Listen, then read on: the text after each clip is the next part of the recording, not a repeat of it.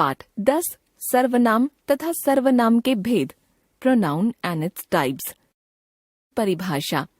वाक्य में संज्ञा शब्दों के स्थान पर प्रयुक्त होने वाले शब्दों को सर्वनाम कहा जाता है। सर्वनाम भेद प्रभेद। जिस तरह सभी संज्ञा शब्द एक जैसे नहीं होते, उसी तरह से सर्वनाम शब्द भी एक जैसे नहीं होते। सर्वनामों के निम्नलिखित भेद किए जाते हैं। सर्वनाम पुरुषवाचक सर्वनाम मैं, हम, तू, तुम, आप, वह, वे। प्रश्नवाचक सर्वनाम कौन, क्या। निश्चयवाचक सर्वनाम यह, वह। संबंधवाचक सर्वनाम जो, सो, वह। अनिश्चयवाचक सर्वनाम कोई, कुछ। निजवाचक सर्वनाम अपने आप, स्वयं, खुद। मैं रिया हूँ, मेरा नाम अदिति है। पुरुषवाचक सर्वनाम जब भी दो लोग बातचीत करते हैं तो वक्ता कभी अपने बारे में कुछ कहता है, कभी श्रोता के बारे में और कभी किसी तीसरे व्यक्ति के बारे में जो वहाँ मौजूद नहीं है। इन तीनों ही स्थितियों में वक्ता द्वारा अपने लिए, श्रोता के लिए और उस तीसरे अनुपस्थित व्यक्ति के लिए जिन सर्वनाम शब्दों का प्रयोग किया जाता है वे पुरुषवाचक सर्वनाम कहलाते हैं। इन्हीं आधारों पर पुरुषवाचक सर्वनाम 3 प्रकार के हो जाते हैं: उत्तम पुरुष, मध्यम पुरुष तथा अन्य पुरुष। उत्तम पुरुष जिन सर्वनामों का प्रयोग वक्ता अपने नाम के स्थान पर करता है वे सर्वनाम उत्तम पुरुष सर्वनाम कहलाते हैं। इस वर्ग के अंतर्गत एक वचन में मैं तथा मैं के सभी रूप मैंने, मुझे, मेरा आदि तथा बहुवचन में हम तथा हम के सभी रूप हमने, हमें, हमारा आदि आते हैं। जैसे मैं कक्षा 6 का छात्र हूँ, मैंने काम कर लिया है, मुझे कुछ रुपये चाहिए, हम कल फिल्म देखने जाएंगे, हमें आपसे कुछ काम है, हमारे ऊपर विश्वास कीजिए। मध्यम पुरुष वक्ता द्वारा श्रोता के नाम के स्थान पर जिन सर्वनामों का प्रयोग किया जाता है वे मध्यम पुरुष सर्वनाम कहलाते हैं। इस वर्ग में तू एक वचन, तुम बहुवचन तथा आप बहुवचन आदर सूचक सर्वनाम तथा इनके विभिन्न रूप आते हैं। जैसे तू यह काम कैसे करेगी, तुझसे कोई बात नहीं करना चाहता, तुम अपना काम करो, तुमको तो शादी में आना ही होगा, आप किससे बात कर रहे थे, आपने झूठ क्यों बोला। हिंदी में तुम तथा आप का प्रयोग एक वचन में होने लगा है, इसलिए बहुवचन में इनके साथ लोग शब्द जोड़ा जाता है। जैसे एक वचन में प्रयोग मीरा कल तुम जल्दी आ जाना। बहुवचन में प्रयोग बच्चों तुम लोग कल जल्दी आ जाना। पिताजी क्या आप मेरे साथ चलेंगे, मित्रों क्या आप लोग मेरे साथ चलेंगे। तुम नाश्ता कर लो, तुम लोग नाश्ता कर लो। बहन जी आप कहाँ रहती हैं, बहनों आप लोग कहाँ रहती हैं। अन्य पुरुष वक्ता या श्रोता के द्वारा किसी अन्य व्यक्ति के नाम के स्थान पर जिन सर्वनामों का प्रयोग किया जाता है वे अन्य पुरुष सर्वनाम कहलाते हैं।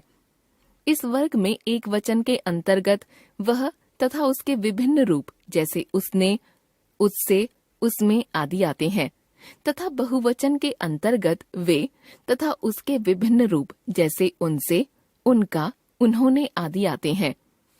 देखिए नीचे दिए गए उदाहरण।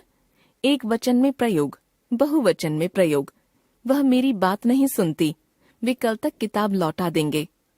उससे मैं नहीं मिलूंगा, उन्होंने झूठ क्यों बोला। हिंदी में वे सर्वनाम का प्रयोग भी एक वचन में होने लगा है, अतः बहुवचन में इसके साथ भी लोग शब्द लगाया जाता है।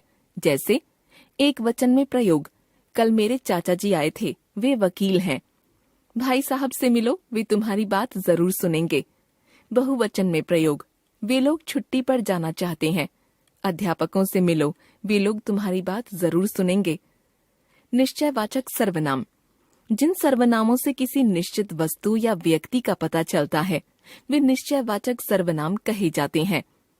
इसके अंतर्गत एक वचन में यह, वह तथा बहुवचन में ये, वे रूप आते हैं। यह, ये का प्रयोग निकट के व्यक्तियों, वस्तुओं के लिए किया जाता है तथा वह, वे का प्रयोग दूर के व्यक्तियों या वस्तुओं के लिए। जैसे यह या ये तथा उनके रूप अध्यापक, पास में रखी किताब की ओर संकेत करते हुए। सलीम, इसे यहाँ से उठा ले जाओ। लड़का अपने पास रखे केलों की ओर संकेत करते हुए। अरे बच्चों, इनको खाकर खत्म करो। वह या वे तथा उनके रूप। पिता दूर पड़ी कमीज की ओर संकेत करते हुए। वह किसकी है? पिता दूर आदमी की ओर संकेत करते हुए। उनको यहाँ बुलाओ। चूंकि इन सर्वनामों से किसी वस्तु या व्यक्ति की ओर संकेत किया जाता है, अतः इन्हें संकेतवाची सर्वनाम भी कहा जाता है। ध्यान रखिए, जिन वस्तुओं या व्यक्तियों की ओर ये सर्वनाम संकेत करते हैं वे सामने उपस्थित होने चाहिए। अनिश्चयवाचक सर्वनाम। जब किसी व्यक्ति या वस्तु के बारे में यह निश्चय न हो कि वह व्यक्ति कौन है या वह वस्तु क्या है, तब जिन सर्वनामों का प्रयोग किया जाता है वे अनिश्चयवाचक सर्वनाम कहलाते हैं।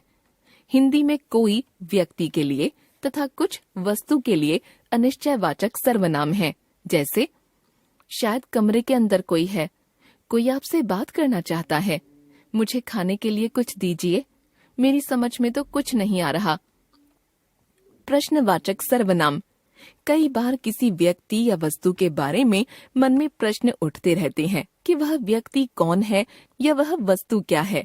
ऐसी स्थिति में उस व्यक्ति या वस्तु के स्थान पर हम प्रश्नवाचक सर्वनामों का प्रयोग करते हैं।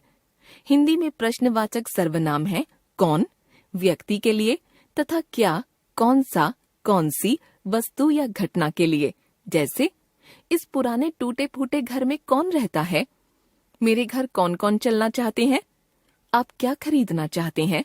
इन घड़ियों में से तुम्हें कौन सी घड़ी चाहिए? संबंधवाचक सर्वनाम।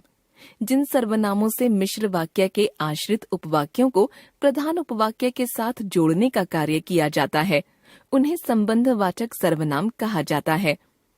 हिंदी में जो तथा जिस संबंधवाचक सर्वनाम है, जैसे वह आदमी पकड़ा गया जो चोरी कर रहा था, वह साड़ी फट गई जिसे आप लाए थे, यह वही बच्चा है जिसने इनाम जीता था, यह वही होटल है जिसमें मैं पहले भी रुका था।